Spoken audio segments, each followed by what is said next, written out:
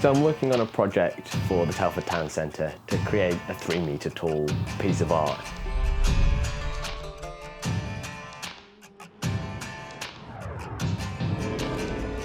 I've always loved working with metal. I learnt to weld when I was about 13 and I used to make off-road vehicles to play on in the woods.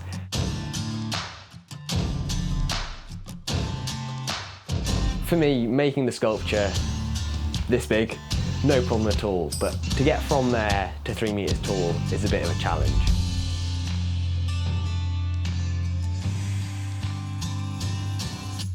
So we're on the road to the hauliers, where we're going to go to see the sculpture be delivered from the foundry to the hauliers, where it's going to be loaded onto their lorry and taken up to the town centre for installation. So, I mean, it sounds simple when you put it like that. I mean, hopefully it will be that simple, but you never know what challenges are going to arise.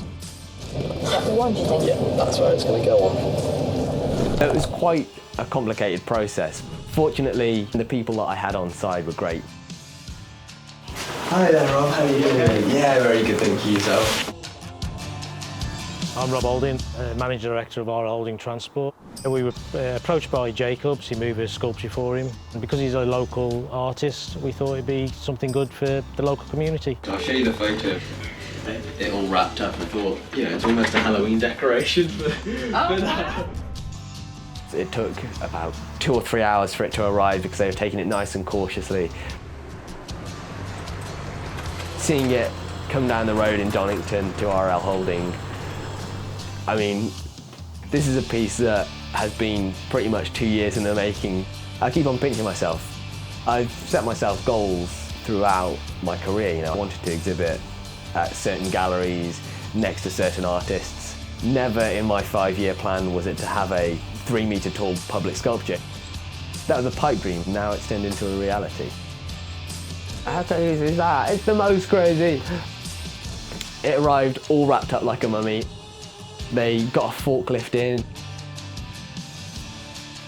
So to see it essentially just balanced on the edge really was a heart-palpitating moment.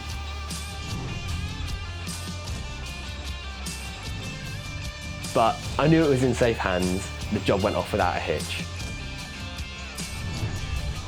Generally, we move construction materials, so it's not as delicate as the sculpture we're moving today.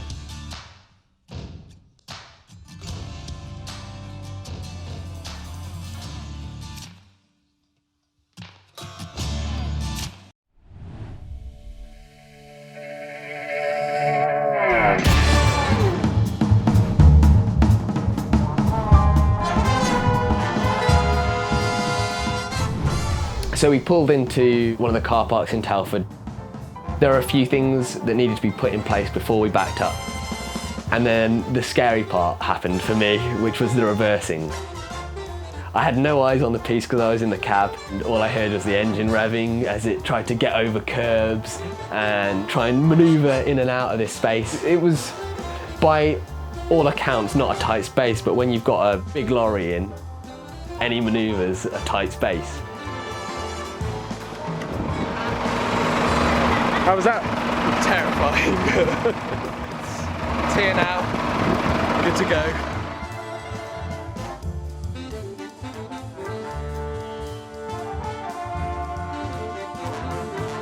They managed to manoeuvre it in nicely, pneumatic rams placed, and the piece was ready to be lifted. The biggest challenge is we're working with a town centre on a site where the general public are around, so we've got to make sure everything is done in a safe and controlled manner, and we don't risk any damage to the sculpture. The arm moved in, chains came down, and the piece was strapped up.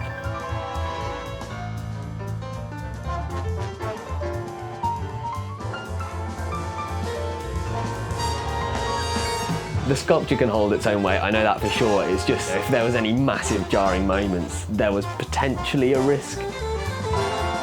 We were all a little bit concerned about the fact that there are 10 holes in 10 plates that had to line up with 10 bolts all the way around the piece. By anyone's reckoning, lining 10 points up is pretty difficult, especially when there's a 1/4 of a ton of metal work in the air. But thankfully, As the piece lowered down, we saw things were coming together pretty well. The design of the concrete base meant that the bolts had a little bit of wiggle in them, so we could move them just a teeny little bit to make things line up perfectly.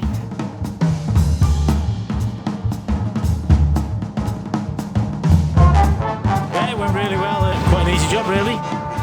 It was all in the planning, so it was all sorted and everything went as we expected.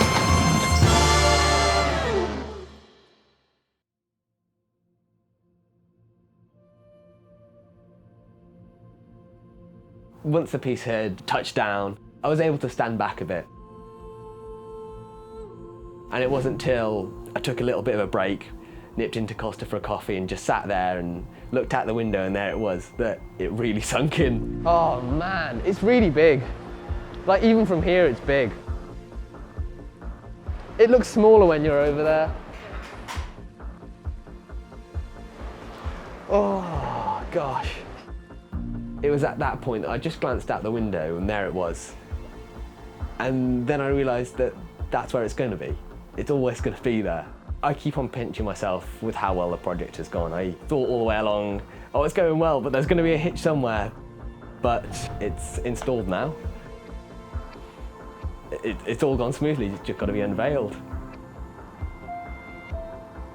It's been really brilliant for the Telford Centre to support a local artist in building this piece, and I think hopefully it will make people realise that if they have a goal or if they have something they want from life, if they have any ability to chase it, that dream should be chased.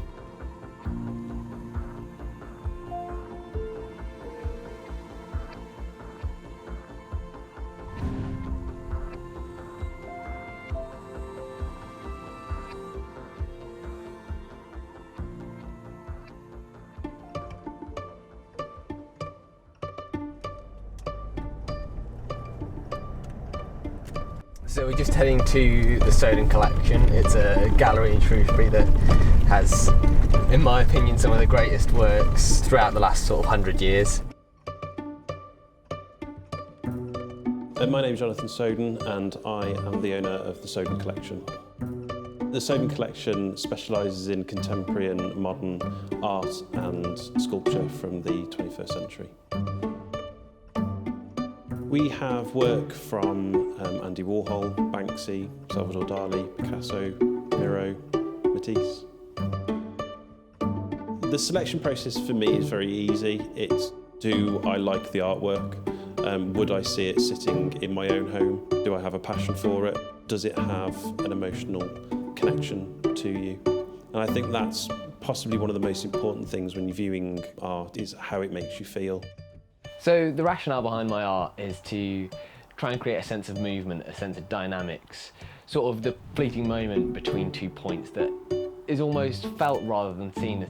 A split second, the dynamic tension points of motion, be it with dance, be it with horses, be it with animals. Jacob Chandler's been on my radar for quite a few years now.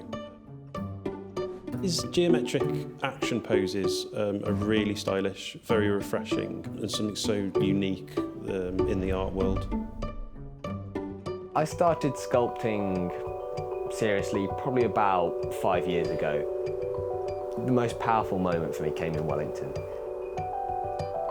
I was doing an exhibition as part of their arts festival, and in walked a guy off the street, didn't know me from Adam, but he came in and he stood in front of my piece and all he said was wow, and he just kept looking and he kept on saying wow. It's sort of like we spend all our time just creating pieces and working, and we don't know what effect they're going to have on other people. You know, we like to think that we create good work, but you know, you never know if it's going to go beyond, oh yeah, that's good.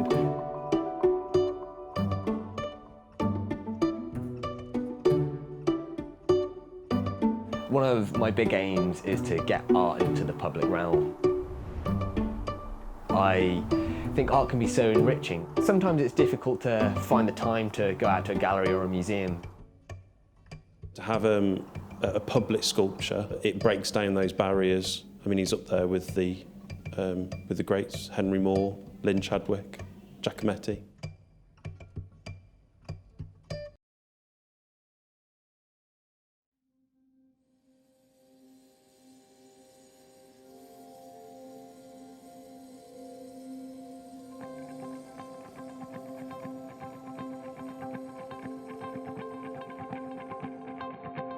So today sees the unveiling of my sculpture. It's been about a physical year in the making of the piece. It's hidden under a sheet for now, but it's soon going to be unveiled, lights switched on. You're going to be able to see it.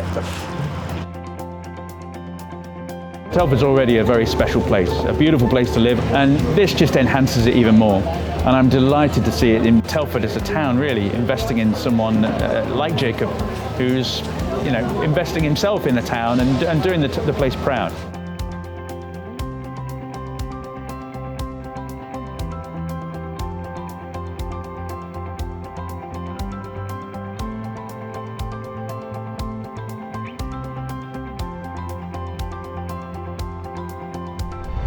I'm really excited to see the sculpture in reality. I've seen the CAD models that we created and it looks really fabulous and dynamic and full of tension and excitement, so I can't wait to see the real thing.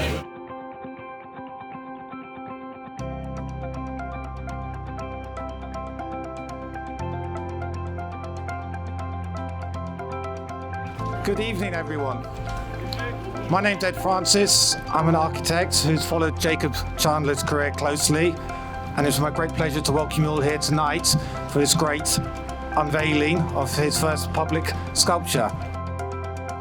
I just wanted to say thank you to Jacob on behalf of the town centre for what is a truly beautiful centrepiece to our new development. We undertook a national search for this commission and received an international response.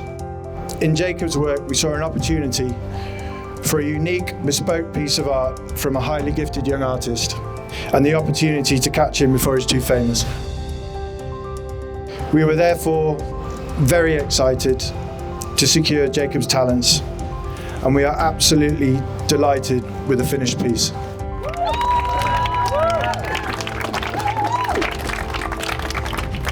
There's a lot more people than I expected, so excuse me if I break down a little bit, but it's amazing to see all of you guys turned out. It's amazing the support that the community's given me and the town centre themselves. It's been a really massive project. It's not just been me. There's been a huge amount of support from people locally, from businesses locally, from companies locally. I couldn't have done this on my own. I just want to say it's great to be in a small town with a lot of heart. It's been a great project to be involved with, and I hope there'll be further opportunities to get involved in the next one. So now every time I see it, I'll be proud to think that GW, Grange and Worrell, contributed something to the creation of this fantastic piece of art.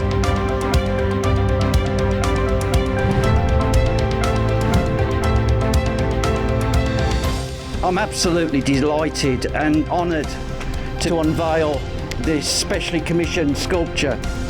Jacob is Shropshire's foremost sculptor. I'm going to quote that from. You can pay me later. The community of Telford is so proud of our young, talented sculptor.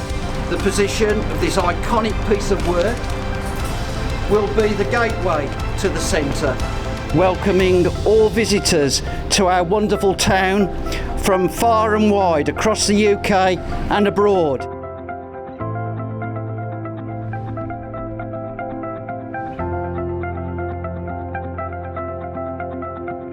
Thank you, Jacob, for all your work and all your partners that have helped to produce this magnificent piece of work.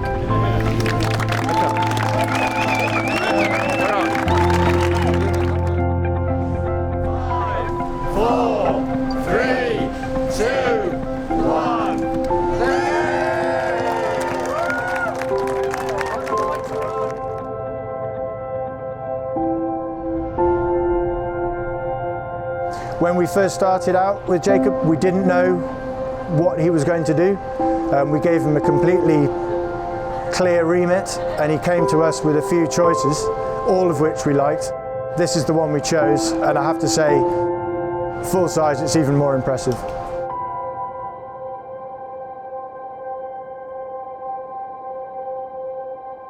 So I started in this garage with an old welder that my dad used to fix a car, and I just spent hours, and I kept on spending hours. And then I worked with the metal fabrication company, and they showed me that there's a greater finish that can be achieved. You can do better than this. It's this development, it's the working on yourself and working on what you have a passion for, that if you spend enough time on it, you will be able to create something that's great.